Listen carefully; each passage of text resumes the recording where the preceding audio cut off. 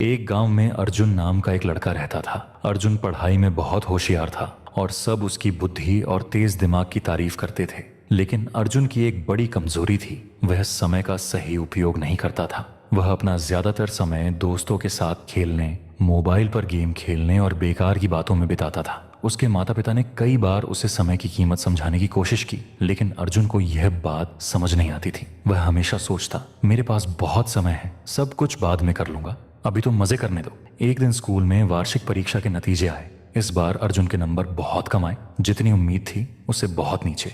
जिस अर्जुन की टीचर तारीफ करते थे वही अब निराश हो गए। यहाँ तक कि उसके दोस्त भी उससे दूर होने लगे। घर लौटकर अर्जुन ने अपने माता पिता को रिपोर्ट कार्ड देखते हुए निराश देखा। अर्जुन को खुद पर गुस्सा आया, लेकिन उसे समझ नहीं आया कि अब आदत कैसे बदले।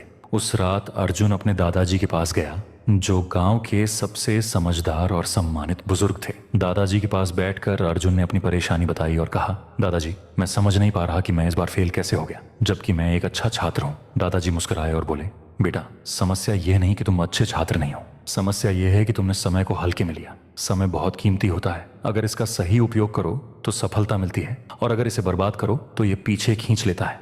अर्जुन ने हैरानी से पूछा, लेकिन दादाजी, समय तो हमेशा होता है ना, मैं बाद में भी सब कर सकता हूँ। दादाजी गंभीर होकर बोले, नहीं बेटा, समय नदी के बहते पानी जैसा है, जो बह गया वो कभी वापस नहीं आता। चलो मैं तुम्हें एक कहानी सुनाता हूँ, जिससे तुम्हें समय की कीमत समझ में आएगी। दादाजी ने कहानी शुरू की। बहुत समय पहले विक्रम नाम का एक शक्तिशाली राजा था। उसके पास बहुत धन दौलत, भव्य महल और ढेरों नौकर थे, लेकिन उसे भी समय बर्बाद करने की आदत थी।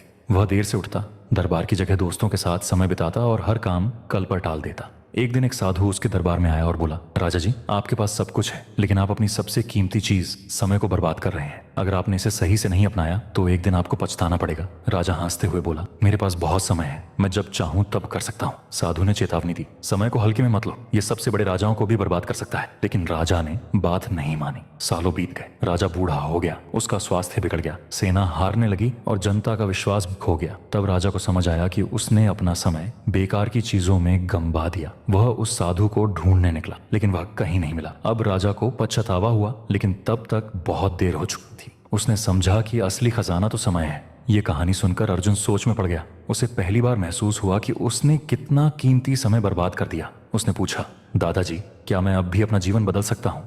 दादाजी मुस्कुराकर बोले, बिल्कुल बेटा, समय का चक्र कभी रुकता नहीं। अगर आज से तुम समय का सही उपयोग करना शुरू करो तो तुम्हें सफल होने से कोई नहीं रोक सकता। लेकिन याद रखना, जो काम आज कर सकते हो उसे कल पर मत टालो। उस दिन के बाद अर्जुन ने संकल्प लिया कि वह समय का सही उपयोग करेगा। उसने एक दिनचर्या बनाई, हर काम के लिए समय तय किया। वह सुबह जल्दी उठने लगा, पढ़ाई पर ध्यान देने लगा और व्यर्थ की बातों से दूर रहने लगा।